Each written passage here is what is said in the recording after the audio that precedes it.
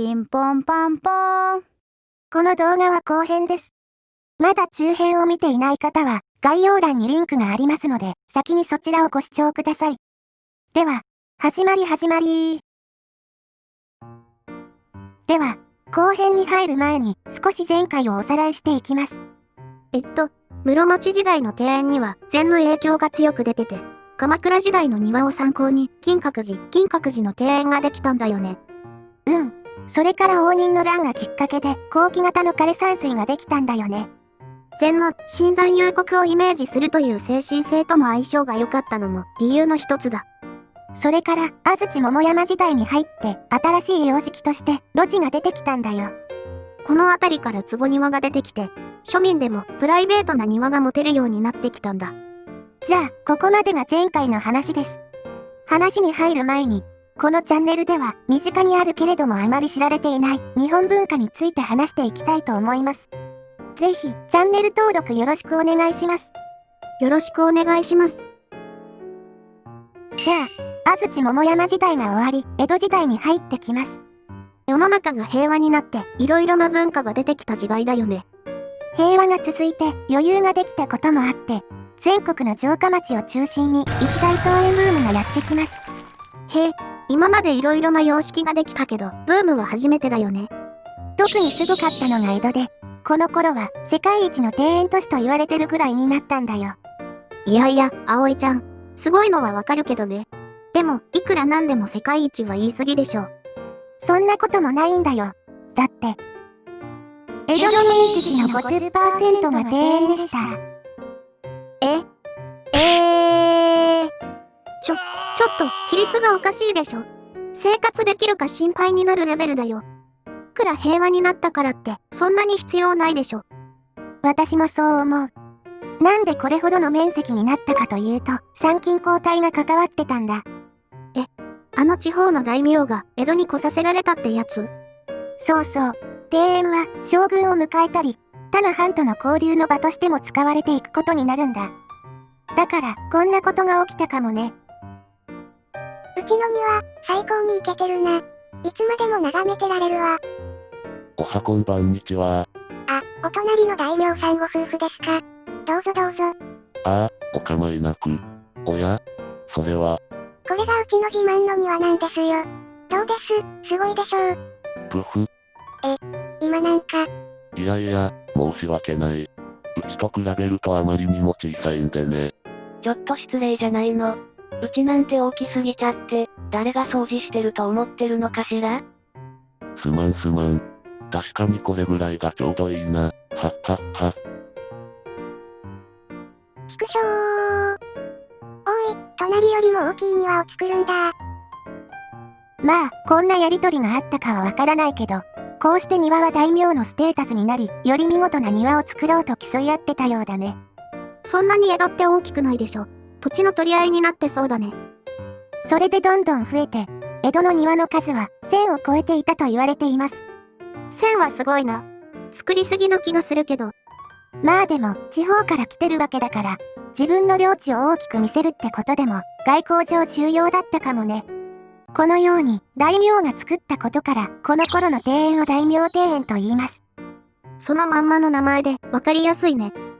一番大きなものだと、今の早稲田大学一帯にあった尾張徳川家の藩邸になります。まあでも地方大名の屋敷でしょ。自分の領地じゃないんだから、それほど大きくは。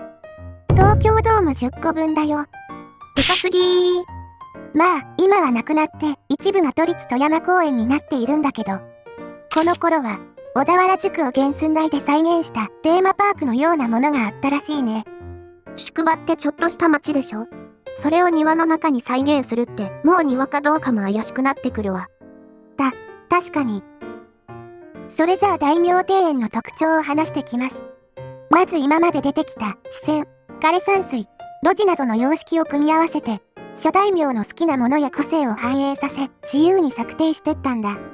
ここでよく使われた手法が出景で、風景を凝縮して表現するものだよ。でもそれだったら、今までもやってなかったっけ？池で海を表現したり、石で山岳を表現したりしてたよね。確かに自然の出家は日本庭園の基礎と言ってもいいぐらい古くから行われてたよね。ただ、ここで言う出家は実際に存在する景勝地をそっくり縮めて表現することにあるんだ。紹介すると、桂離宮の天橋立や小石川後楽園の出家群があります。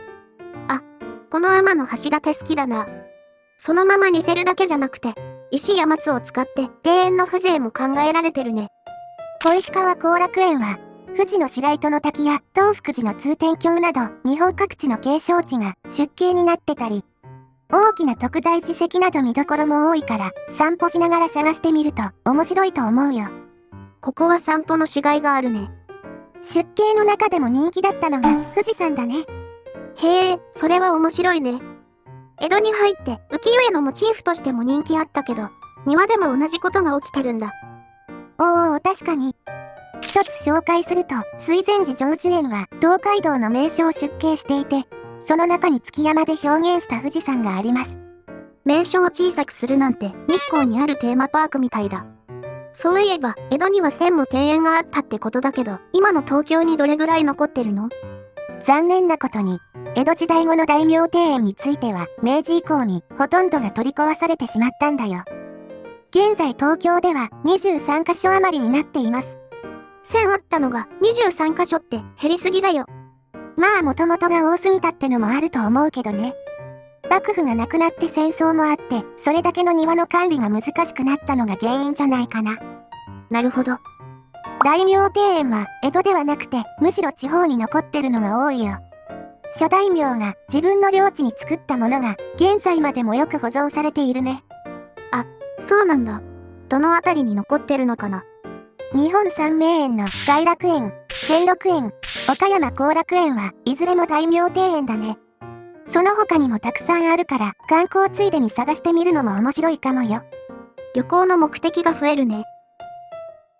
じゃあ次は明治時代の庭園の話をしていきます。江戸以降はいろいろな変革があったけど、どうなるんだろう。まず諸大名がいなくなったことで、庭園を作っていくのが指導者や地主、実業家になってきます。文明開化の流れで、そういった人たちの邸宅には、日本家屋と洋館、和風と洋風の庭園と折衷式が登場していきます。へえ、ここで西洋庭園のニーズも出てくるんだね。西洋庭園の策定では、建築家のジョサイア・コンドルが有名だね。東京文京区にある旧古川庭園は、洋館と洋風庭園をジョサイア・コンドルが、日本庭園は7代目小川治兵衛が策定しているよ。当たり前だけど、洋風和風で全然見た目違うね。同じ敷地内にあるとは思えないよ。ここはバラの名所でもあるから、日本庭園と洋風、同時に味わえてお得だよ。じゃあ、この日本庭園を手掛けた7代目小川治兵衛のことについて話していきます。他にはどういう作品が残ってるの？代表作が無鄰庵庭園だね。ここは山形有朋の別荘として作られた場所で、近代日本庭園の最高傑作と呼ぶ人もいるらしいよ。特徴としては、遠くに見える東山を借景していることです。出景は聞いたけど、借景って何？庭園の外の景色も取り込んで、庭園の景観として同化させる手法だよ。こうすることによって、限られた敷地内でも奥行きを出すことができるんだ。へえ、大胆なこと考えるな。ただね、借景には弱点があって、木の成長や高層建築の出現で借景が消えてしまうことがあるんだよ。庭の外は自分たちの土地ではないから、他の人たちによって変えられてしまうこともあるんだ。うわー、それはどうしようもなさそうだね。じゃあ次に昭和に入っていきます。ここで、日本庭園の常識にとらわれないすごい人が現れます。それが、重森美玲です。へえ、初めて聞くけどどんな人なの？ミレイは既成の概念にとらわれず自由な発想で庭園を作った人で、その作品は他にはない個性的なもので溢れてます。ちなみに私ウプ主はミレイ作品を見て日本庭園好きになりました。ミレイラブー。じゃあ。ウプ主の意見はどうでもいいですから静かにしてください。初めて出てきたのに不憫だ。じゃあ、ミレイ作品の紹介で、まずこの枯山水の庭です。何これ？確かに水を使ってないけど、直線をいっぱい入れてて、今までの枯山水とは全然違うじゃん。大阪にある岸和田城庭園で諸葛孔明の八陣の兵法を表現している作品なんだ。日本庭園のモチーフって、神仙思想とか仏教の世界観じゃなかったっけ？兵法って珍しいね。そこが既存にとらわれないとこだね。ミレイはもともと美大出身で、芸術全般の知識があるんだよ。なおかつ、日本全国の庭園500カ所以上を実際に計測して、各時代のデザインを学んだりもしてたんだ。そういう経緯があったから、ただ自由ではなく、伝統を壊さずに策定できたところが、ミレイのすごいところだと思うよ。なるほど。新しいものを作り出すためには、すごく重要なところなんだろうね。もう一つ代表作として、松尾大社の庭があるよ。曲水の庭や蓬莱の庭など、いくつかの庭に分かれています。曲水って前編動画でやったけど、平安時代の手法だよね。あれ以来出てきてないから逆に新しく感じる。確かに過去を参考にするのは策定に限ったことじゃないけど、面白い手法だよね。で、他にミレイ作品の特徴としては、ほとんどに意味付けをしているとこだね。でもそれって今までも神仙思想とかあったし普通だと思うけど、違うの？それはね、さっきの小川治兵衛の作品もそうなんだけど、江戸時代中期頃から自然主義的な庭園、つまり意味付けはほとんどされないで、自然そのものの良さを表現する作品が増えてったんだ。その風潮に反発したミレイ作品のほとんどは意味付けがされているってわけ。なるほど。どっちも素晴らしい庭園だと思うけど、ミレイなりのこだわりがあったんだろうね。ちなみに、ミレイの面白いエピソードに名前があります。名前って言っても、ミレイってあんまり聞かない名前だな、ぐらいかな。実はミレイの名前は、落ち穂拾いで有名なジャン・フランソワ・ミレイから付けられた名前です。そういうこと。まさかの西洋美術からか。江戸川乱歩みたいでいいんじゃないかな。おしゃれな感じがする。そう思う。何それ。他にはミレイの子供たちにも西洋趣味の名前をつけてくんだ。へえ、どんな名前をつけてくんだろう。長男にはカント、次男にはコーエン、長女にはユーゴー、三男にはゲーテ、四男にはバイロンとヨーロッパの偉人にちなんだ名前だよ。いやいや徹底しすぎでしょ。今やったらキラキラネーム言われるやつだ。まあ、現代の感覚で言うとちょっと変に感じるけど、この時代はキラキラの風潮もないし、ありだったかもしれないね。ただ、それに反発したのか、長男のカントは子供たちに万葉集とか古事記から引用した名前をつけたらしいよ。なるほど。よっぽど嫌だったのかな。でも、よく考えたら、私たちもだいぶキラキラしてるから人のこと言えないな。東北キリタンにことの葉葵だもん。気づくのが遅かったか。自爆になってるよ。じゃあ最後に、中根金作の庭を紹介したいと思います。どんな人なの？中根金作は、昭和から平成に国内外300以上の庭園を手掛けていて、昭和の小堀遠州とも呼ばれています。中根金作を知らない人でも、足立美術館の庭を知っている人は多いんじゃないかな。どっかで聞いたことあるね。確か日本一になった庭園なんでしょ？そうそう。アメリカの日本庭園専門誌で16年連続で日本一に選ばれたらしいよ。とにかくとんでもないこだわりを持って運営されている、ちょっと他にはない庭園だね。16年。相当すごい庭なんだろうね。まず、5万坪という広大な敷地面積なのに、回遊式ではなく鑑賞式というところです。それの何がすごいの？だって、広いんだから普通は歩けるようにして、いろんな角度から楽しめるようにしたくなるじゃない？でもここでは、建物の中から見える限られた視点だけに、これだけの面積を取ってるんだよ。なるほど。あと、借景がすごい。広さのおかげで、庭園自体だけでも奥行きが出るから、この画像のように、どこからが借景なのかがわからなくなるほど、庭園と調和されています。なんか遠近感がよくわからなくなってくる。でもさっきの話だと、庭以外は別の人の所有物だから、借景がすごすぎると、山を所有している人が景色を変えちゃった時に困るんじゃない？それは大丈夫だよ。なんでさ。